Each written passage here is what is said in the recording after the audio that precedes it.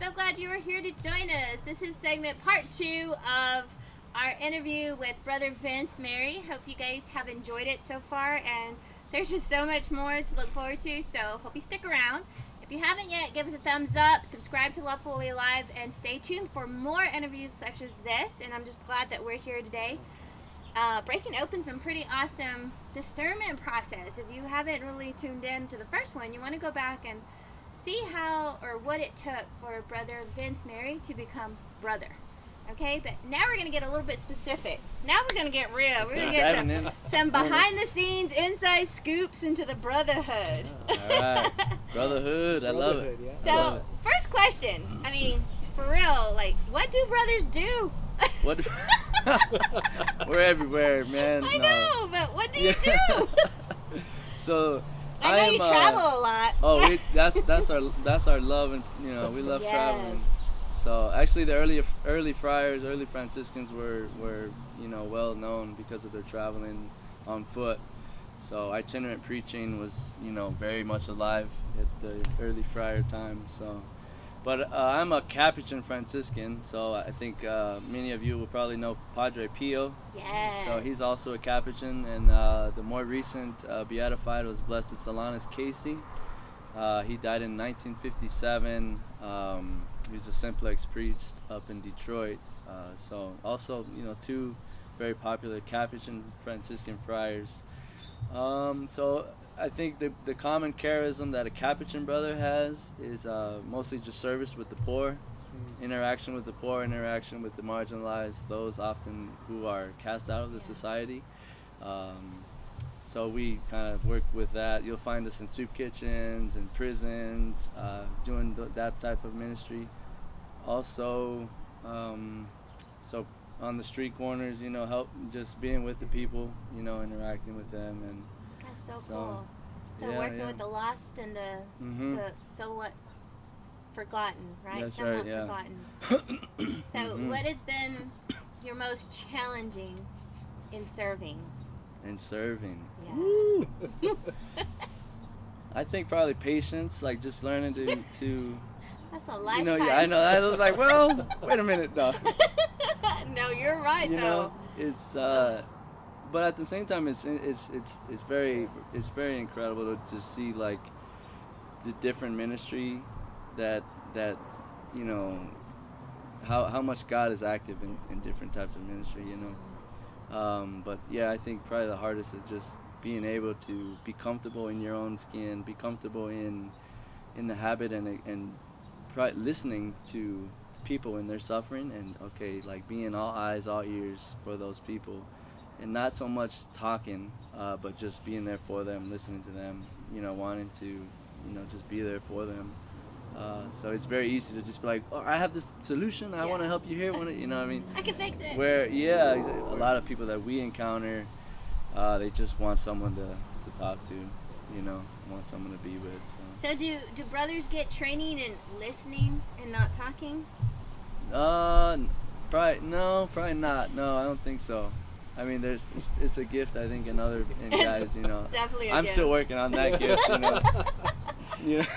but yeah, so. Very true. So you're out in the Denver metro area, right? That's where you're I say station, but right. That's where you're at. And so tell us what a day in a brother looks like. I mean, from the morning you get up to the time you go to bed. You go to bed. So what is a day in the life of the brother? All right. So the normal for morning prayer is at 5:45. So I'm usually up by 5:15, 5:30.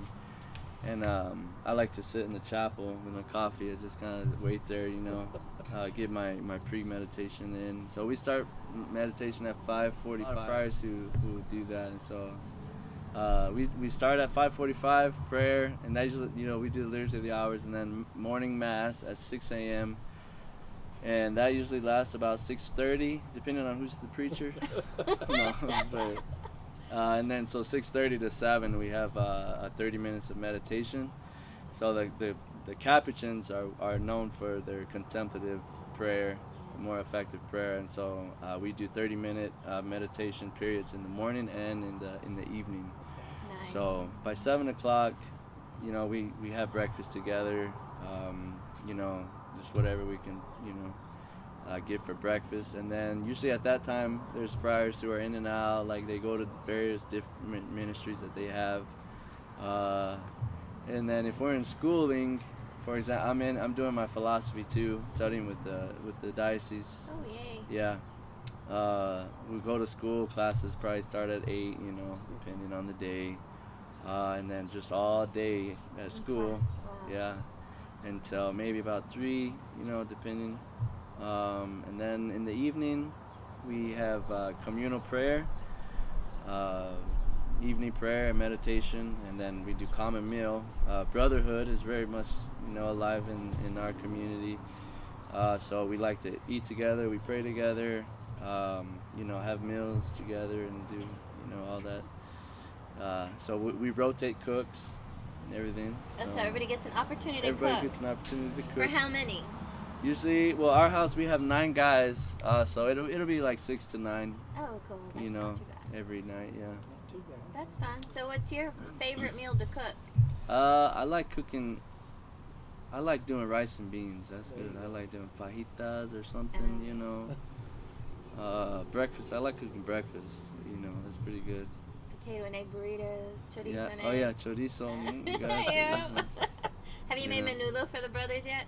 Pozole. Pozole, Oh, there that's you go. close. Pozole, yeah. Awesome. You're getting some I'm Oh, working my I gotta work my way up. Yeah. You know? Yeah. So I know when you first showed up to the house, we were, you know, we have behind the scenes questions like, what does a brother do? It's like, are they in prayer all day long? Or the other one was, is it monastery or abbey? And I think we were both Yeah. wrong on that one. Uh, It was a friary, right? Yeah, friary. So it often gets confused. Like, we'll be walking down the street, it's like, look at that monk! You know, like, we're not monks, man, we're friars! No, you know. Get it right. Yeah, but it's funny, you know. So, yeah, for a Franciscan friar, we live in friaries. Friaries. Yeah, and so, like, a monk would live in a monastery or an abbey. And so, yeah, friary. Friary. Yeah. Now, are there priests there with you too, or is Yeah. it just all brothers? It's a mix. It's a mix. Yeah, so usually I'm in the student house of formation, and so we have, I think, 4 priests who live with us now, and there's you know, you have a guardian, a vicar, like a bursar in the house who controls the finances, you know, formation of director in our house, so they're all priests, you know, and then there's 4 brothers who are in formation now, and just like me in temporary vows, you know, and a brother who's solemnly professed, but as a brother. As a brother. Yeah. Oh, cool. So obviously, there's stages to Yeah. to Mhm. You said temporary vows. yeah. So you said temporary. That's a new word. Yeah, I was like, what's temporary? Yeah, Like, so- I don't yeah. need to do this Yeah, forever? yeah. Oh, you still got I don't know. I Okay, got a we'll couple go this way. Yeah. Yeah. So it's common for religious communities to profess vows, right? So we got the three knots here represent the vows of poverty, chastity, and obedience. When I talk to the young ones, I like to say no bling bling, no sweet thing, and I got a boss, you know. And say, so we profess simply, which means so right after the novitiate year, I mentioned California in the last session. So you come out of the novitiate year and then you profess simple vows, just temporarily for 3 years, and in that time you're just discerning the life, discerning the vows, essentially. If just asking yourself if this is what I want, is this the life I want to live, and then after 3 years of discernment, then we're eligible for solemn vows, which is like, you know, that's the real deal, and permanent, you know. So what year are So- you in?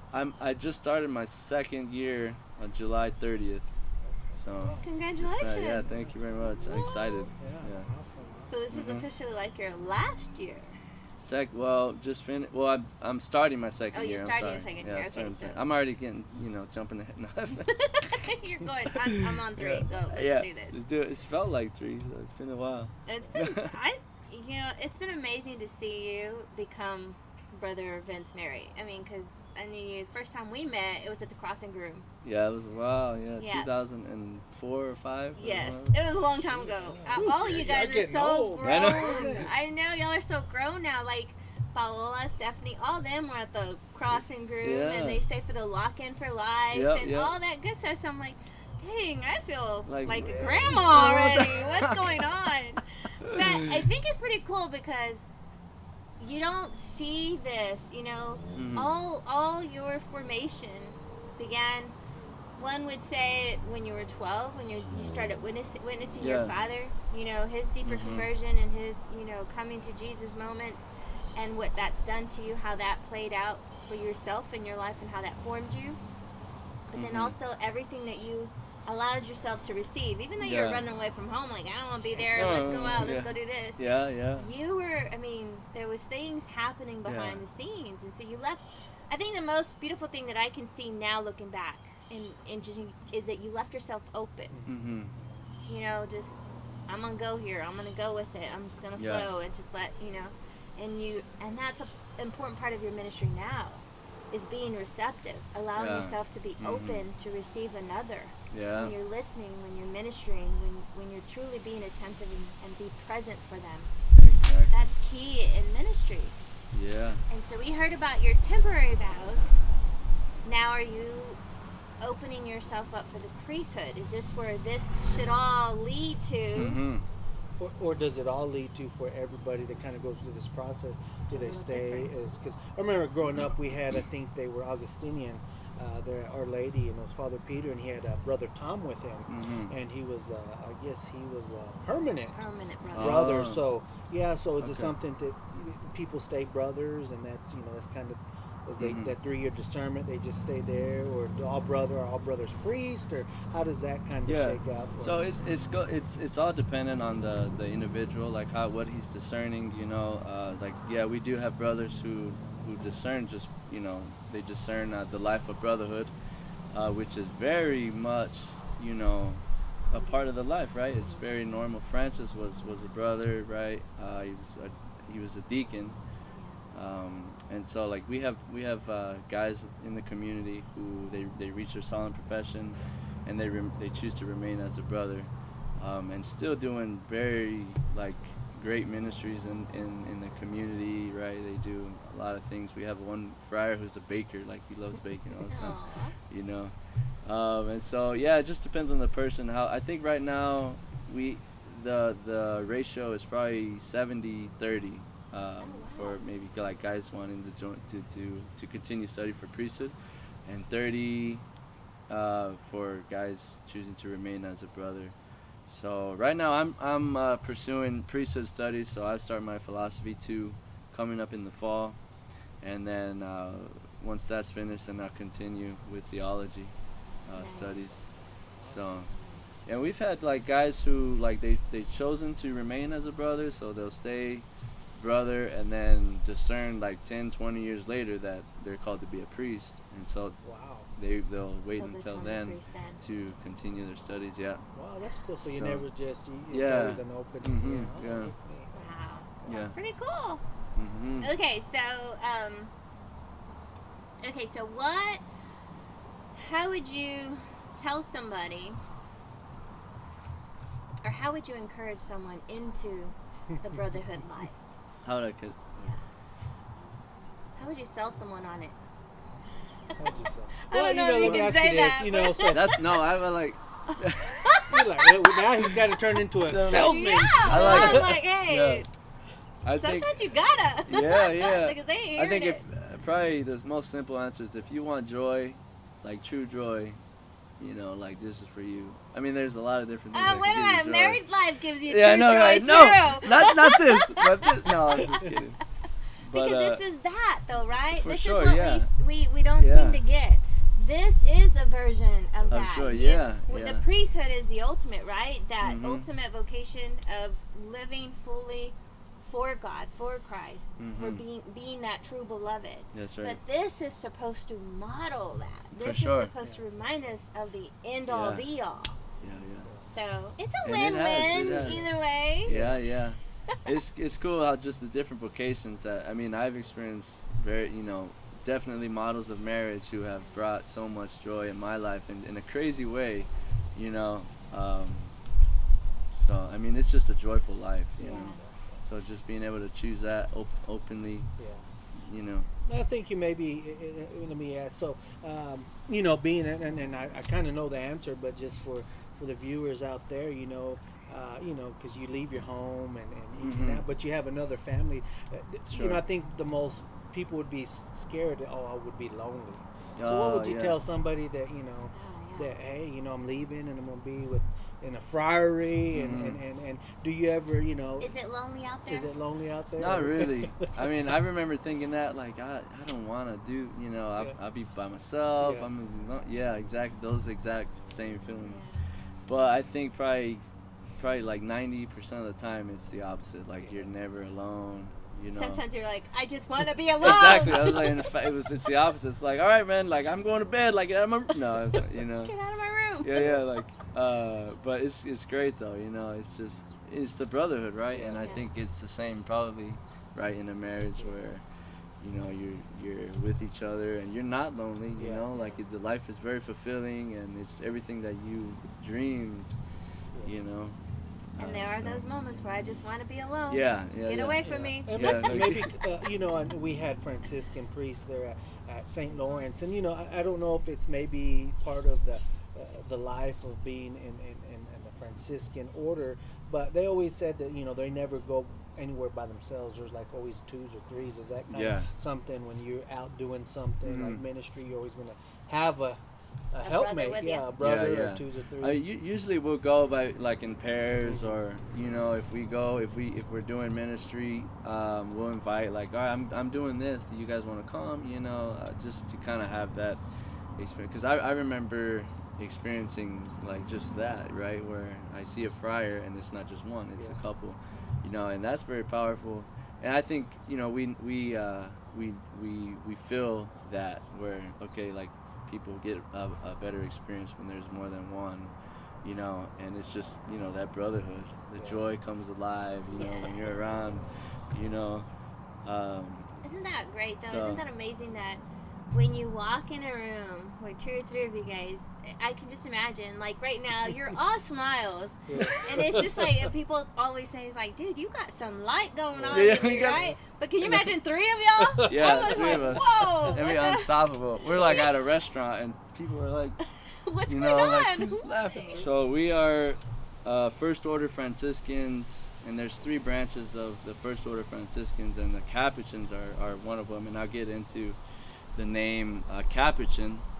It comes from the word capuche, which means hooded ones, hooded ones or pointed hoods. So we're known for our pointy hoods, you know. Wow, so it's pretty cool.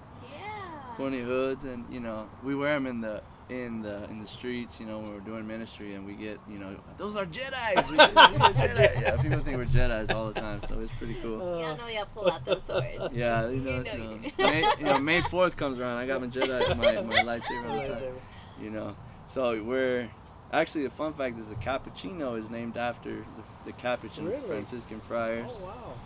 Yeah, and then the Capuchin monkey is also named after the Franciscan Friars. So 3 First Order Franciscans, the Capuchins one. The other ones are more, you know, a little bit more popular. They're OFMs. This is Order of Friars Minor, and then there's OFM Conventual, Order of Friars Minor Conventual, and then we're OFM Cap. Oh. So like if in the end of a name you'll see OFM Cap written down. And we were reform of the Franciscans of the Conventuals in 1528. We reformed to move to a more contemplative prayer style, more contemplative, more strict observance of the rule that we had. And so our branch of the friars is like known to be more austere, more like living the vow of poverty. And so So there are no hired cooks or chefs at the friary, and no one's doing your laundry for you. Yeah, well, I mean, some of the older guys will have come in and stuff, but yeah, and like some of the houses are a little bit more stricter, you know, but there's about 45,000 Capuchin Friars Wow. worldwide. And then in the U.S. there's 6 provinces. So there's province of California, province of New Jersey, Detroit, and New York, and then Denver, which is our province. And then there's vice provinces like New Mexico and Guam and Australia. There's not one in Texas. There's Mexico has Texas. Okay. Yeah. Cool. So okay. So just some common hints that you're looking at a Franciscan friar is a cincture with 3 knots representing the vows of poverty, chastity, and obedience. And then a side rosary, usually made by the friar himself or handed down from another friar, an older friar. And then also a unique trait from the rosary that we wear is the skull, which represents Sister Death.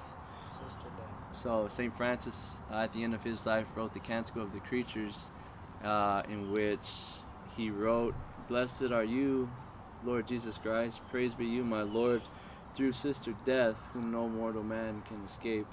And so it's very common, it's a good charism of the Franciscan friars to just remember death and remember that grace can come from death and suffering, and how much of that is, represented in the cross, right? So those 2 things, and then of course the habit. So Wow. Yeah. Okay. Cool. yeah. So why brown? So brown, I'm not sure what. Well, Francis, his version of the habit was a little bit. If you look, it's a little like bluish, grayish. I'm not sure why brown. I think it just, it looks cool. But yeah, you'll see versions of Franciscans wearing black, or OFMs are kind of a darker brown. OFM conventionals, they wear gray, modeling after St. Francis too. So. Nice. But yeah. I love it. Yeah. So You next really time you're stand drinking, out. it's great. The missionary friars will wear white because of the sun and Yeah, being yeah. out. So Being out there all the time. yeah, but next time you're drinking a cappuccino, think of us and pray for the friars. pray, yeah. We'll be mindful to pray for Yeah. those friars. Uh-huh. Yeah. All right. Well, babe, do you have anything else? No, that's it. I think. Wow. Thank you for Mhm. gracing us with your presence and your vocation for sure. We will definitely keep you in prayer. Please pray for marriages, the vocation of Oh, married absolutely. life, Sure. and family, because it's I a will. tough one. But we like to keep it real. Yeah, keep it real. Pat, I'm so glad that you were able to join us. Remember, this is Left Fully Alive. Please subscribe, give us a thumbs up. Hey, let Brother Vince Mary know that you saw him. He is on Facebook or Instagram? I'm on Facebook, Instagram, Twitter. And you're under Vince, Brother Vince? It'd be Twitter and Instagram. Well, Twitter is BR Vin Mary. BR Vin Mary. And then Facebook, just Vince Carrasco. So Well, get at him and let him know that you saw him, or if you're interested, some of you young guys out there interested and maybe Have questions. have questions about anything, discernment, or just whatever, hit him up, and I know he'd love to hear from you guys.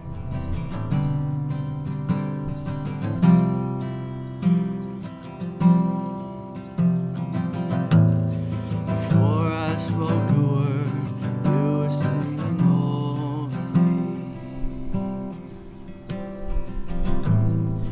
You have been so good to me. Before I took a breath, you breathed your life in me. You have been so kind to me. Oh, the overwhelming, never-ending, reckless love of God. Oh, it chases me down, finds till I'm found. These 99, I couldn't earn it, I don't deserve it. Still you give yourself away. Oh, the overwhelming, never-ending,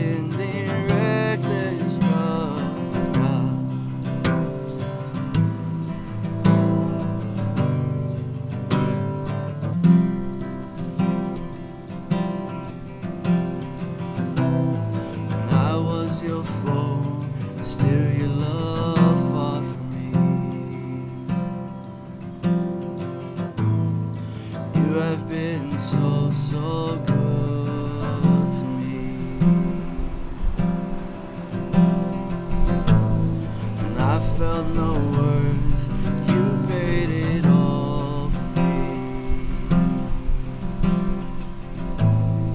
You have been so, so kind.